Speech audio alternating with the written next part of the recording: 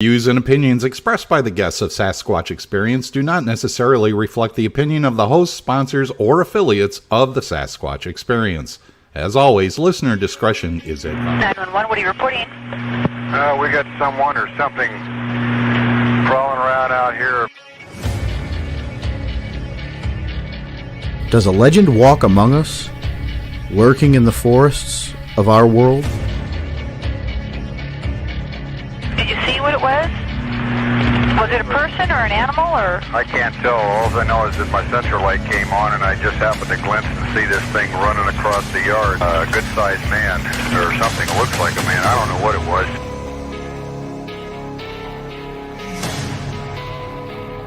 For over 15 years, we've talked with scientists, researchers, investigators, and witnesses, trying to gain insight and proof around the existence of this mysterious entity. Jesus Christ, you better... Sir? Zia! Hello? Get somebody out here. What's going on now, sir? That son of a bitch is about 6'9", I don't know. Do you see him now, sir? Yes, I'm looking right at him. Uh-oh. Okay, hang on. He's right... Is he in your yard, sir? Yeah, God, he's big. Okay, what's he doing in your yard? He's looking at me.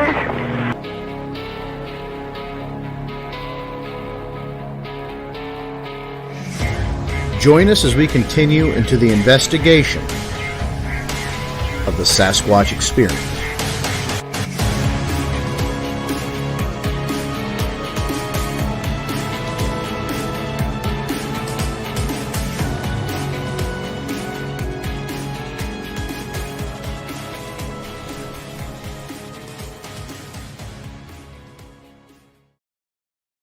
And good evening, everyone. Welcome to Sasquatch Experience Monday night, November something, 2021. Was it the 29th, Vance?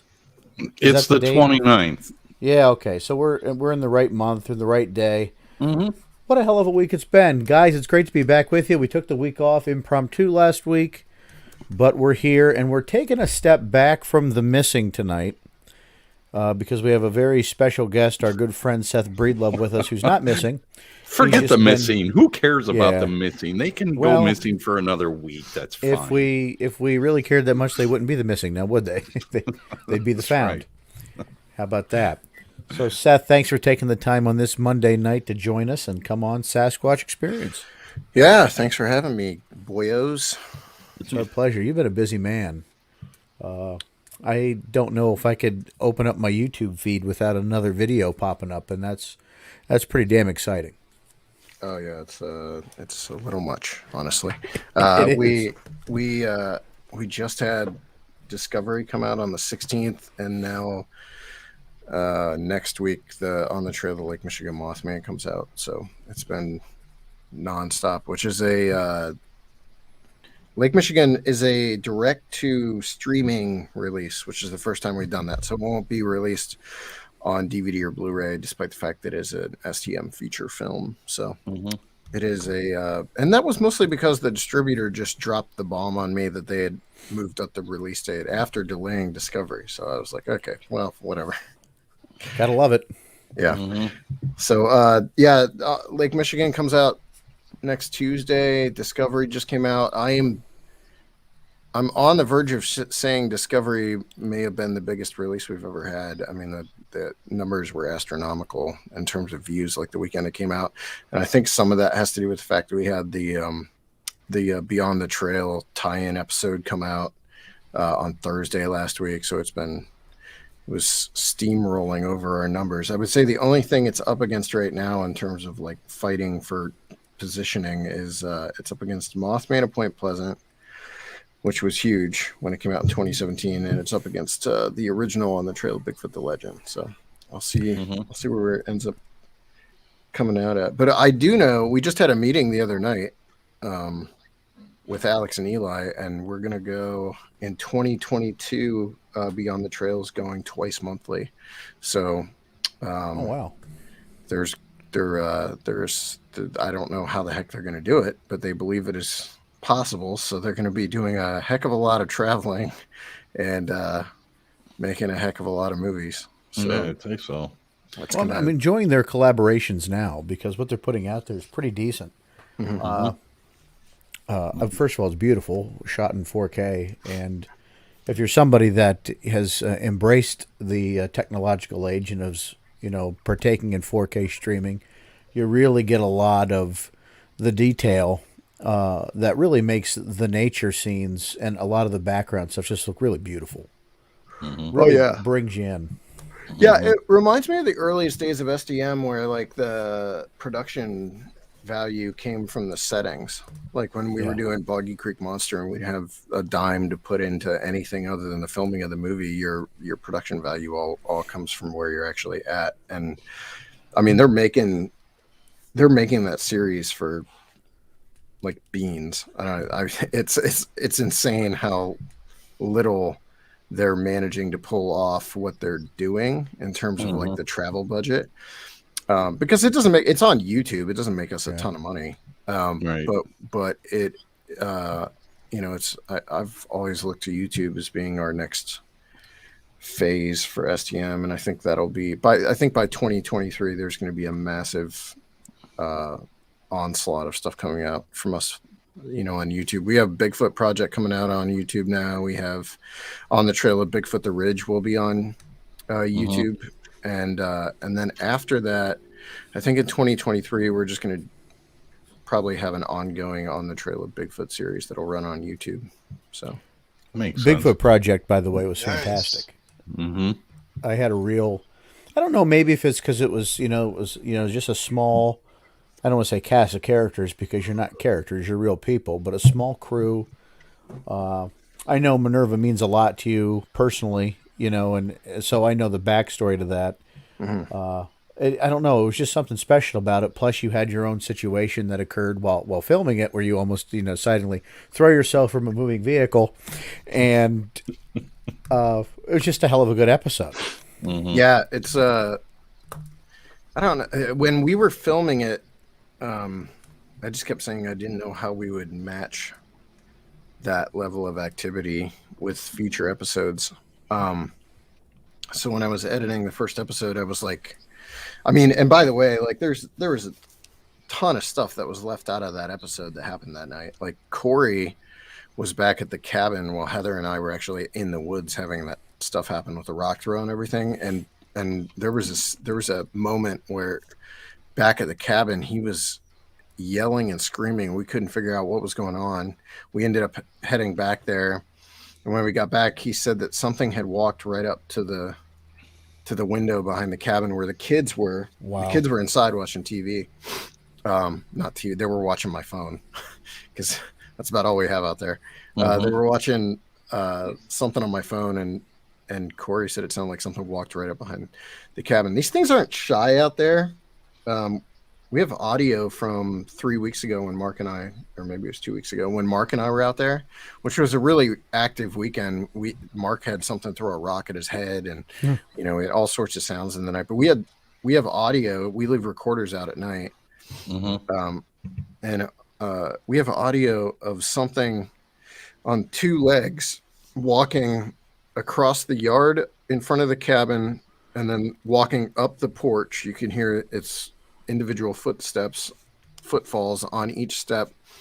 Then you can hear it walk across the porch right by the recorder, and then it is on the porch for at least 5 to 10 minutes. Every couple seconds you'll hear it shift, and it's on the porch because you can tell. But there's not. We don't have like the screams and kind of the really fun Bigfoot audible activity, but they're not shy when it comes to like movement and wood knocks. Like wood knocks have died down dramatically in the last 3 weeks since the leaf canopy fell, but I will never understand the level of wood knocking that was going on for the first like 2 weeks that we were in there filming the series. It got to a point where it made no sense. Like you couldn't any time, day or night, any area, you were getting very loud wood knock responses. And like we're aware of deadfall and the sounds that trees make and all that kind of stuff, and we have a lot of that, and we try to debunk of as much of the stuff as we can, but there's my first experience with a wood knock in the woods that was clearly a wood knock was outside that cabin when we were filming with Alex and Eli, where something walked up outside the cabin and did a wood knock right outside the window, woke me up middle of the night. I was in there with Tommy, and I like assumed it was Alex and Eli and those guys because they had been outside when I went to bed, but it was about 2 a.m. and I woke up and I was like pissed off. I was like, how can you, my son's asleep in here, don't do this outside the window. Yeah. So I, a couple of minutes passed. I was annoyed. A couple of minutes passed and I was like, got up to go outside for a second and went out on the porch and it was pitch black and no one was out there. And I was like, crap. So then I messaged, I called, or I can't remember if I called or I messaged. I think I sent a group text or something. And I was like, were you guys out here doing a wood knock a couple minutes ago? And Alex is like, no, man, I'm currently in a tree stand surrounded by coyote. He had been up in this tree stand like a whole herd of those, whole pack of coyote came in. And coyote, I've seen last time we were in there with Alex just about 2 weeks ago, I saw 4 coyote running on the hill behind the cabin, broad daylight too. So it's a really active area. But yeah, something came up right outside the cabin and did a wood knock. Okay, so paint a picture for at least the listening audience. When you say it came up on the porch, what's the front look like? Are there windows on the front porch? And maybe this was just trying to peek in the windows. Were the shades drawn, or were the windows open? It may just been. Oh yeah, there's no shades. Yeah, there's no shades. There's a window. There's a window in the living room, but you wouldn't, if you were trying to peek, you wouldn't see anything in there. Where they seem to like to go is there's a small window. There's two windows in the sleeping area, and one window is on the front porch, so you could walk up and look in there, and then the other is behind the cabin on the right outside the bed that I usually sleep in. And there's been 2 times now where I'm convinced one of these things was on the other side of the window pretty late in the night. We call it the asthmatic because it's like, it sounds like someone with really bad asthma having an asthma attack, but it is. But I've heard that before. Yeah. Yeah, I've heard that description before as far as asthmatic breathing. Yeah, it was very. You mentioned it in the video too. Yeah, and then the second time I experienced it was when I was there with Mark. So that weekend Mark and I were there was really active. Like and the thing is, there was a weekend that came between those 2 weekends. So there was the weekend, that we did the first shoot with Heather, and then there was a weekend where I went out and we were supposed to be filming another episode. I did my interview with Ed Balin from the repository, and then I interviewed him because Ed, he's been a reporter in Stark County for like 25, 30 years now. And he's actually had people walk into the lobby of the Canton repository to tell him about their Bigfoot sightings. Oh, wow. And in fact, like one of the stories he told was a road crossing sighting that happened right outside of Minerva. So I interviewed him, and that's why we had him out there. But, yeah, while he was there, nothing happened that entire weekend. I mean, it was like as dead as could be. So episode 2 is actually that weekend and then the next weekend with Mark, because that's where the activity finally kicked up again. But by no means is it like constantly active out there. The Alexander episode, I think, is going to be really important just because you get a really good sense of the adjoining properties and why there's enough cover and habitat there for these things. But nothing happened when he was there either. Right. Although I did see a couple of startled looks on your face in that episode. It was like, it sounds like coyotes, but I'm not sure that it could be owls, but I don't know. It was kind of concerning. A little hard to hear on the audio, but from what you're hearing it in real time, being there, yeah, I could imagine. Any of the howls we've heard, any vocalizations or anything we think is a vocalization has been pretty distant. We had Andy, who's like probably the biggest skeptic in our group, has had two things happen in there. One was a wood knock that he heard back in September, and then that same weekend, there were coyotes just going off constantly in the middle of the night, packs of coyotes, and he kept insisting he was hearing screaming, like screaming in the midst of that. So, like I have the only thing I can refer to as a vocalization. There's two things, like that are definitive. One was, we were cleaning up the cabin. We were done filming. We were on our way out. Actually, we had already taken the load of our stuff out to the cars, and I'd come back, and it was like, me and Courtney, and we were cleaning up the cabin. She was in the cabin cleaning up, and I was out behind out in the woods, like behind the cabin. Broad daylight. It was around 11 o'clock on a Sunday morning, and on the hill behind the cabin, just like clear as day, almost sounded like a parody. You just heard whoop, like just the clearest whoop you could hear.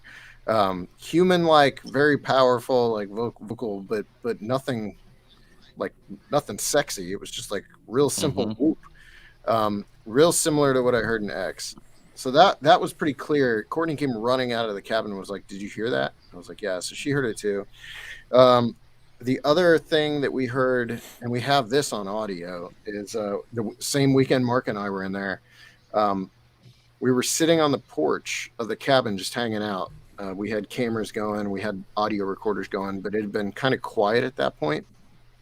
And I think this was actually before he had the rock throw. But we were sitting on the porch of the cabin talking, and across the pond in front of the cabin, either a fox or a bobcat came out of the woods, and we could see it on the FLIR, on the the TK, the Scout TK or whatever, because I haven't upgraded our thermal stuff. I'm about to, like in 2020. I'm going to start putting money into that junk, I think.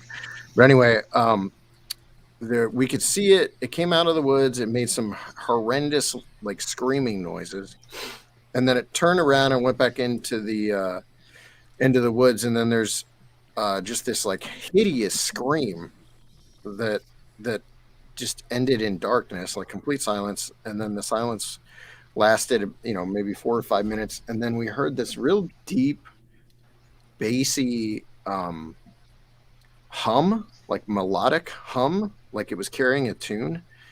And what Mark and I like referenced were almost like the dwarves in Lord of the Rings, like that kind of like just bizarre, like really bassy but melodic, like it was almost carrying a tune. It would last like 10-12 seconds, and it went on for about 2 minutes. We had cameras rolling. We moved around sort of the pond trying to film it, and make sure we had it on audio.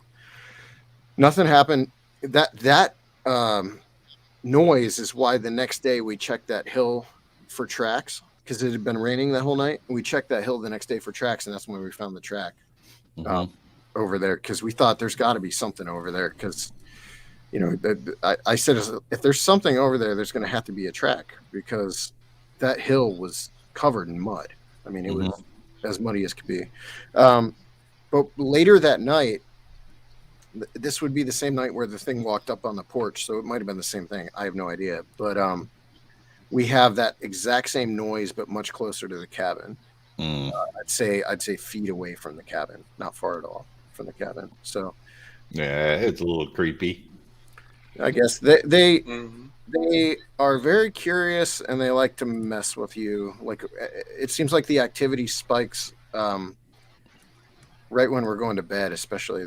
Like we'll be like settling down for the night, and then you'll get like wood knocks and running outside the cabin and stuff like that. We have a lot. I just think the more normal you become to this environment you're in, and the more natural you act, like, I think that's more attractive to them than people acting like half-assed commandos, sitting in camo, silent and bivouacs, while you have people just doing normal things. I think your long-term approach, you keep going back, you're making yourself known to them in some way, shape, or form, adding a level of comfort, if that comfort's the word, comfort maybe just familiarity to them. And I think you're just getting some amazing results from that, man. Yeah. Yeah, I mean, I'm not a Bigfoot researcher by any stretch of the imagination. So, like the going forward, the plan for the series was always to bring other investigators in, other researchers in, and then have those people in there bringing their own like techniques and stuff to the game, as it were. So, Mark is in episode 2. Alex is in actually Les Odell and Adam Dugan are in episode 3, and then Alex is in episode 4. But going forward, I've already talked to like Shane Corson about maybe coming in there. Cliff really wants to get in there, so I'm going to try to get Cliff in there sometime next spring. And I just want to take people in there who actually know what they're doing or have like some sense of how to do this stuff. Right. I also think that to some extent it would get real dang boring just watching me like go in there bumbling around, because like honestly there's not much we can do in there. It's not like a massive chunk of property. It really isn't. Like I've explored every chunk of woods on that property. So there's only so much I can actually do. What we've started doing now is going on to adjoining properties, getting permission to go on to the adjoining properties, starting to go into there.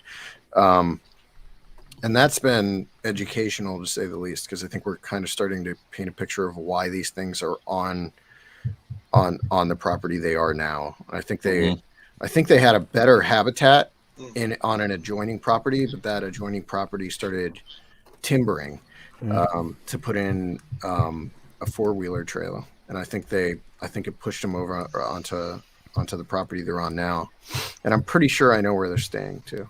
It's not an easy area to get into. That's okay. Yeah, all you need is a hypothesis to go with.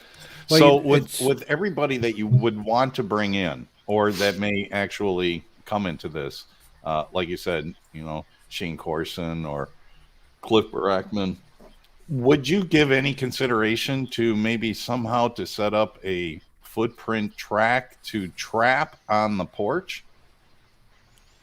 I don't know. Have like a muddy blanket that it would step on and then step on the porch so that you can at least get photographic evidence. Yeah. No, that's actually, I kind of wanted to mimic that thing that they did on Monster Quest. Snowgrove Lake, the nail boards. I want to get it. Oh no, the screw boards. See, that's kind of cruel though. But why is it cruel? It's science. Yeah, you step on nails. Okay. Come on. Okay, Vance. Yeah. Stepping on a screw board's a hell of a lot more humane than wasted one. No, I agree with that. I totally agree with that. I was just looking for footprints, not necessarily throw screws in the thing's foot. Footprint in a way. You get the footprint, but you also get some of the DNA. Look at Henry. Henry's DNA like evidence. No, Henry's like, do the Snowgrove Lake thing. Henry's all about that. He'll create the board and do it himself. I'll be right back. I'm on a call here. Well, that's okay. We're going to the bottom of the hour break anyway. Yeah, let's take our break here while Seth takes care of some business, guys. We're going to come right back with Seth Breedlove, Small Town Monsters. I'm Sean Forker. He's Vance Nesbitt. That's Henry May. James Baker's in the bathroom. We'll be back right after this. God, I love this job. It's fun.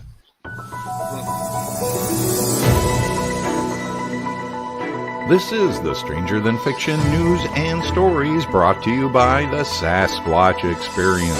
You can become part of the experience for as little as $2 a month. If not, just stay home and not be part of anything.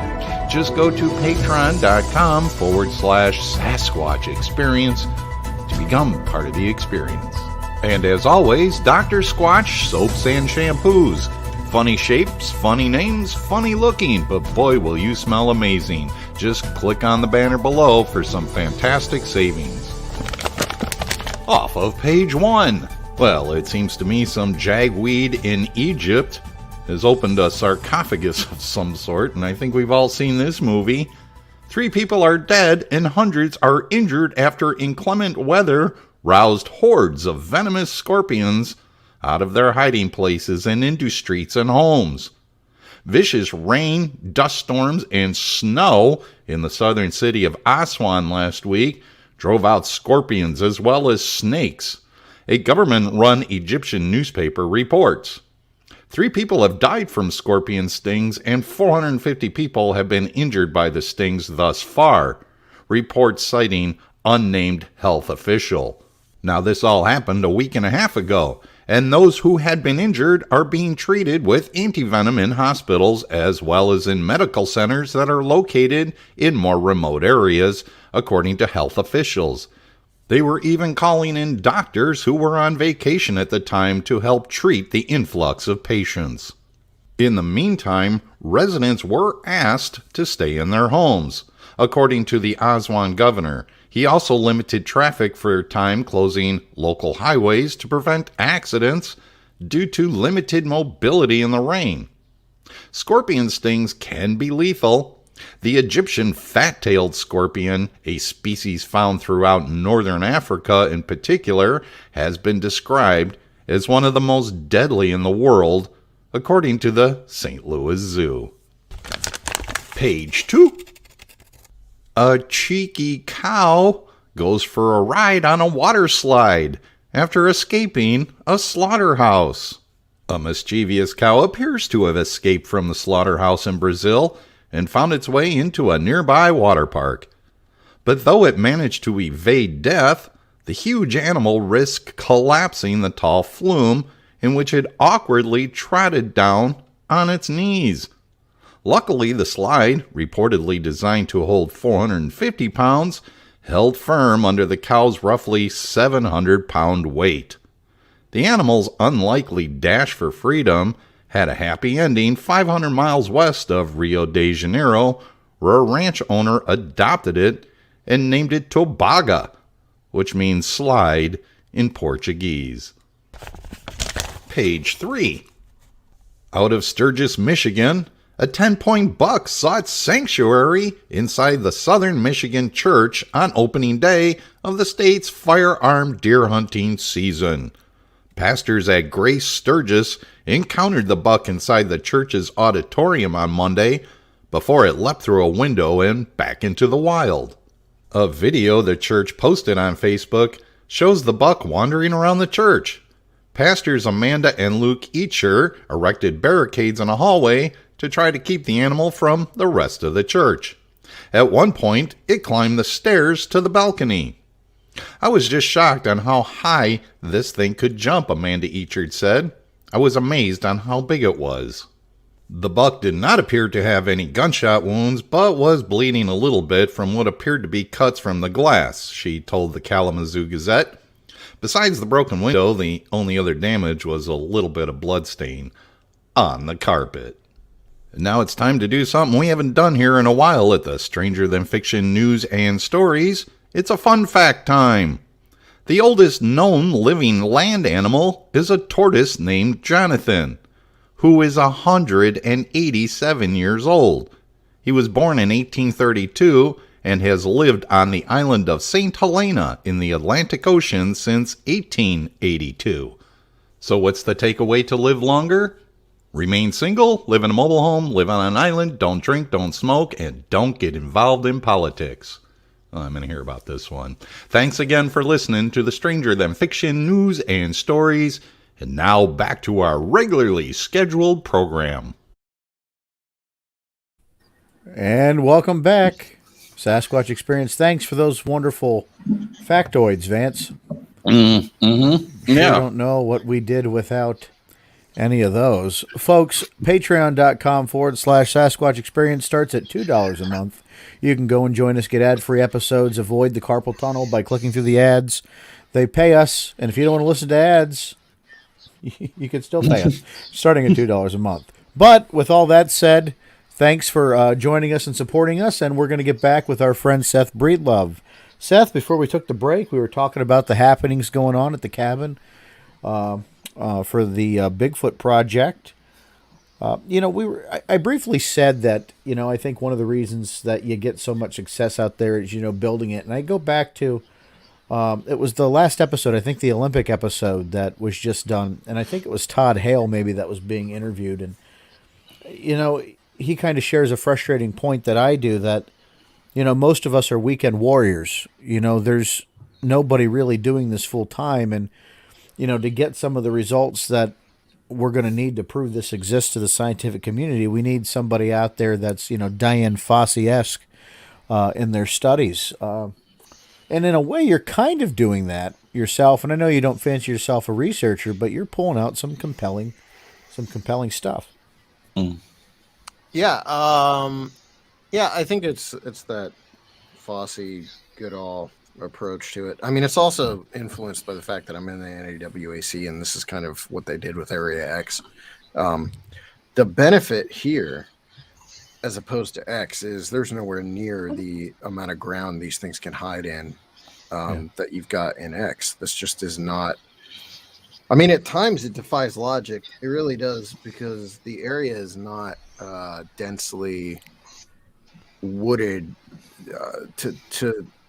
I mean, you can't even really call it wilderness. Like I read in the article that was done by the Canton Repository about it, and they called it the Minerva Wilderness. I'm like, there's no wilderness outside of Minerva. Like, I don't know what we're talking about here. Like, it's farm country, and it's Northeast Ohio, so it's all the same out here. Like this is where I grew up.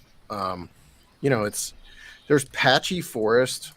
A little further south, you get down into like Bolivar area where I grew up, and that's the northern tip of the Sasquatch Triangle. So it's more forested down there because you're heading down toward, Salt Fork and Cambridge and all that kind of stuff. But Minerva is not densely forested by any stretch of the imagination. You do have like really,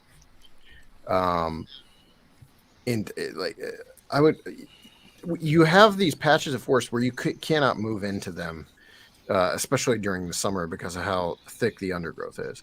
And this property is full of that kind of forest where, like people keep asking me why I didn't run up the hill after what I saw.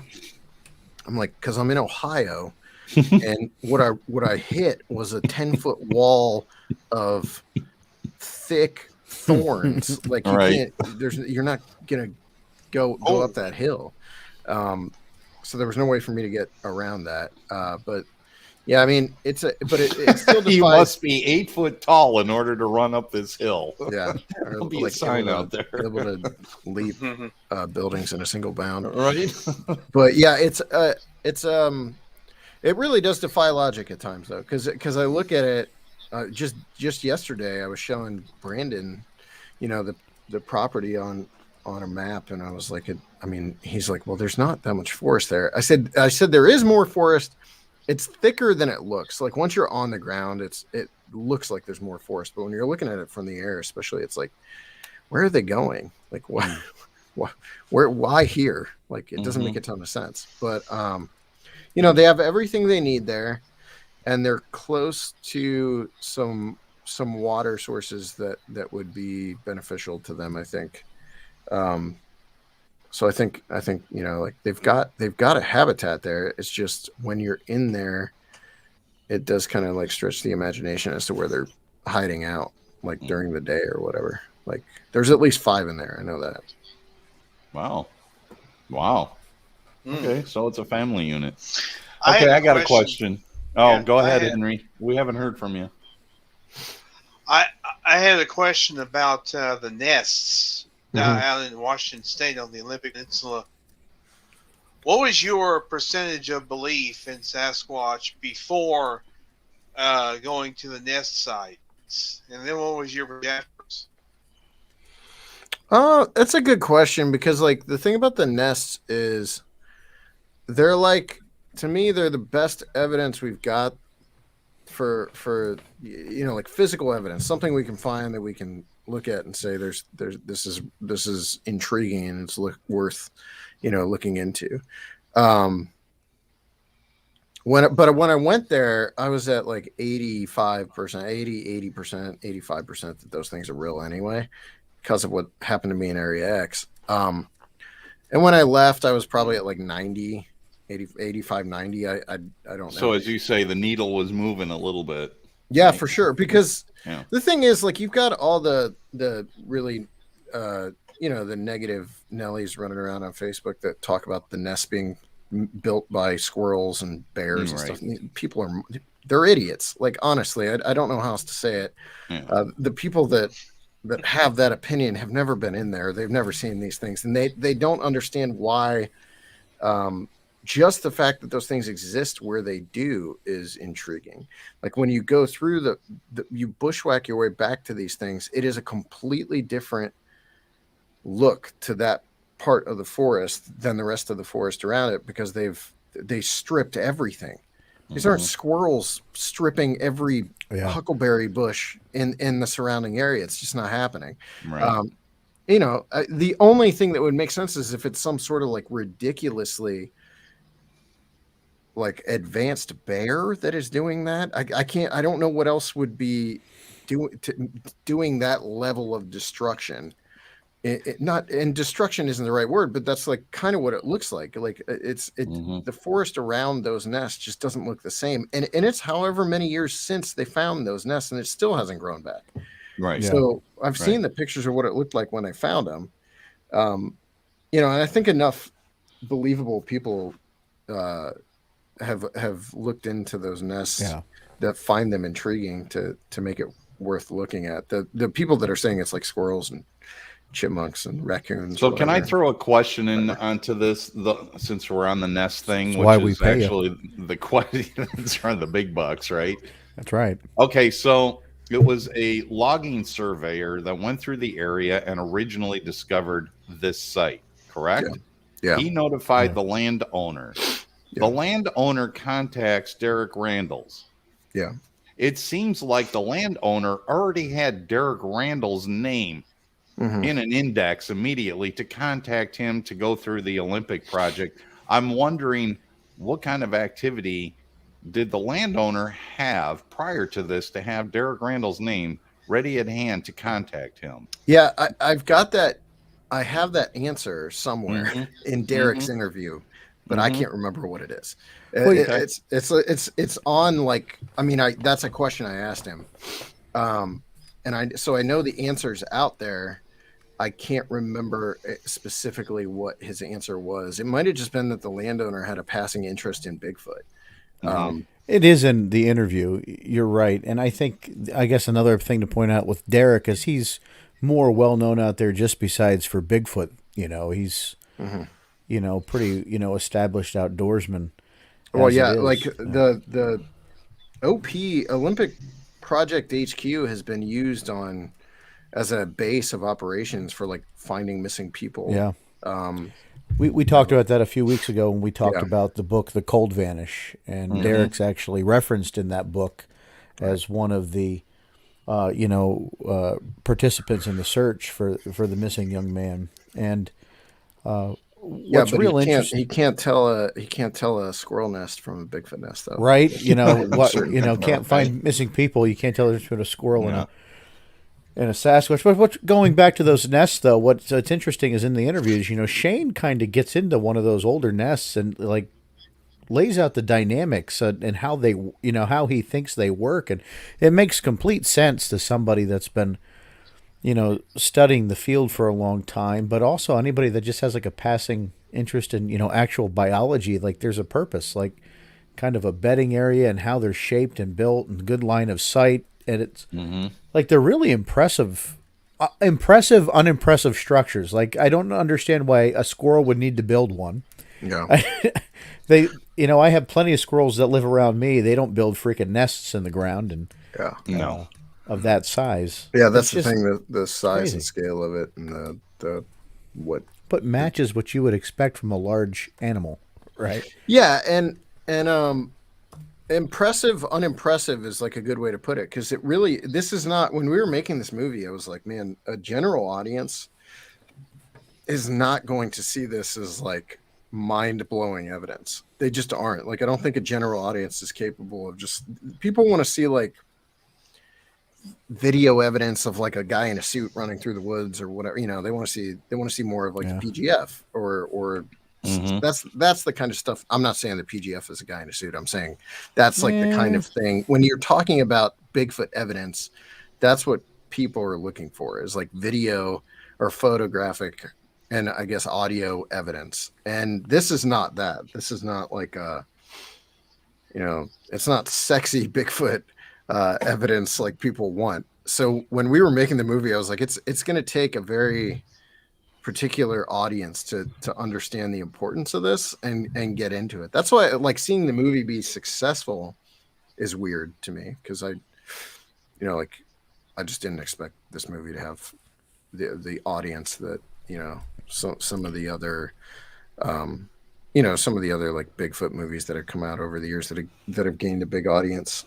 But I think you have to give yourself a little credit for that, because you're incorporating entertainment with the science. Like, they're entertaining, for someone like me has a long-term interest and passion for the subject. But even newer people, when I watch it with some friends that, are only interested because I'm interested, you start to see the gears in their heads start turning. Like, hey, maybe there's a little bit more to this than, I originally gave it thought of.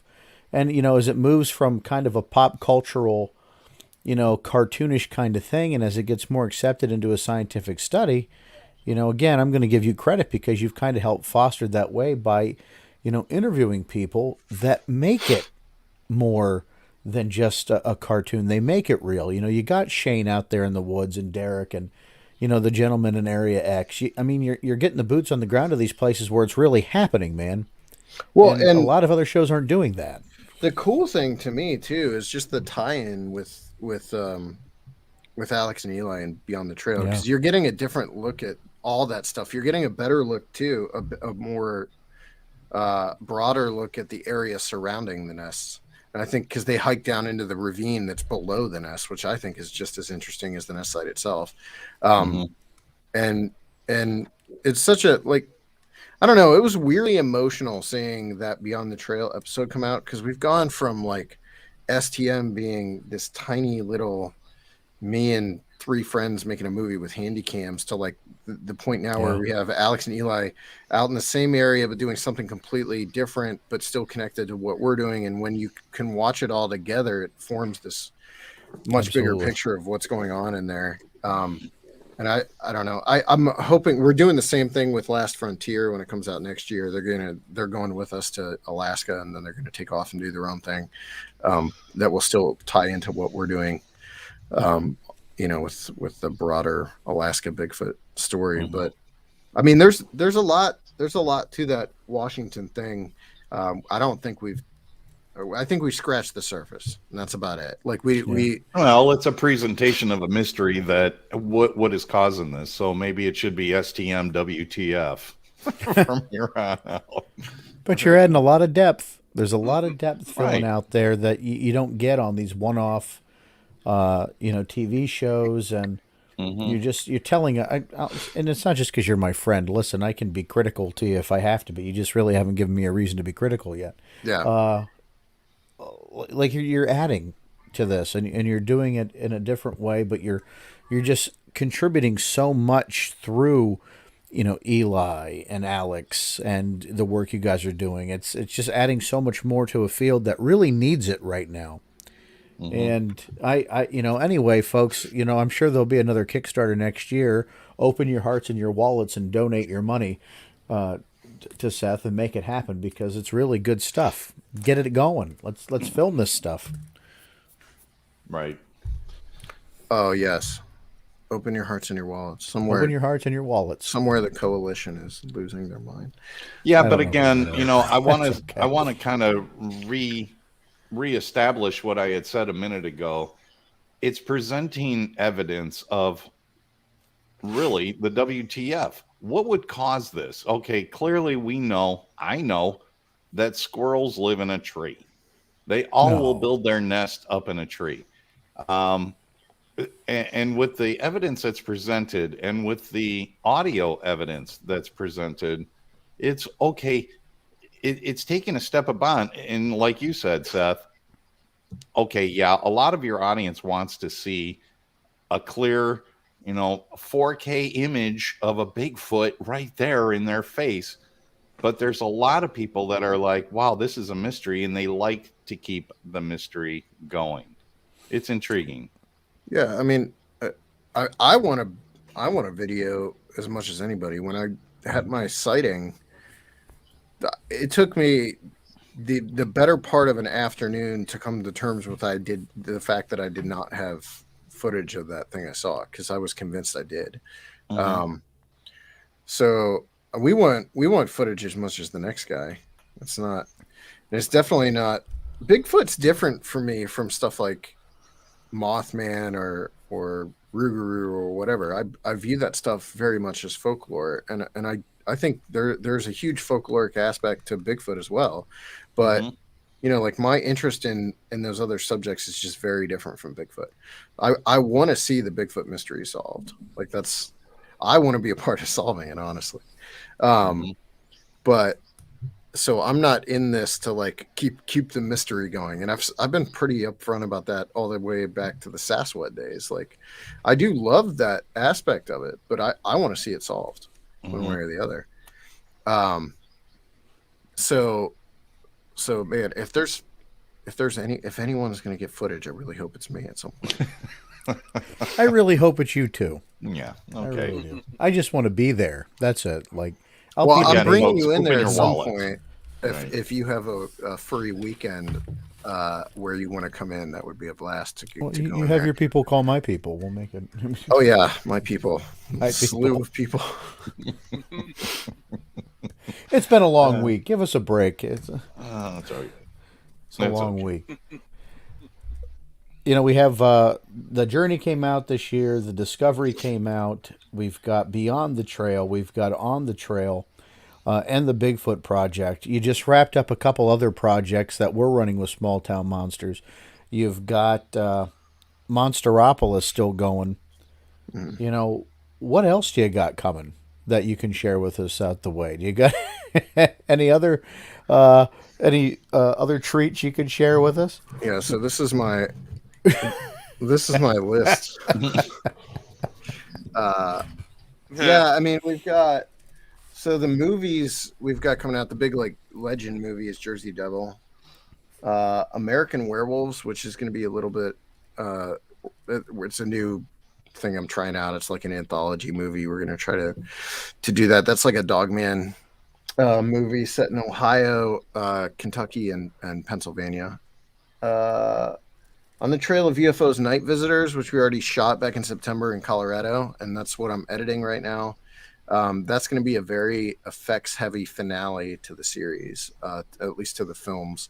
And then I'm hoping that by 2023, On the Trail of UFOs is an ongoing series on YouTube.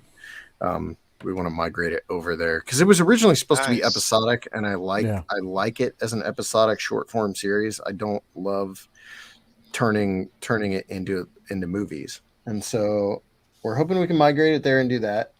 On the Trail of Bigfoot, The Last Frontier is our other Bigfoot movie coming out.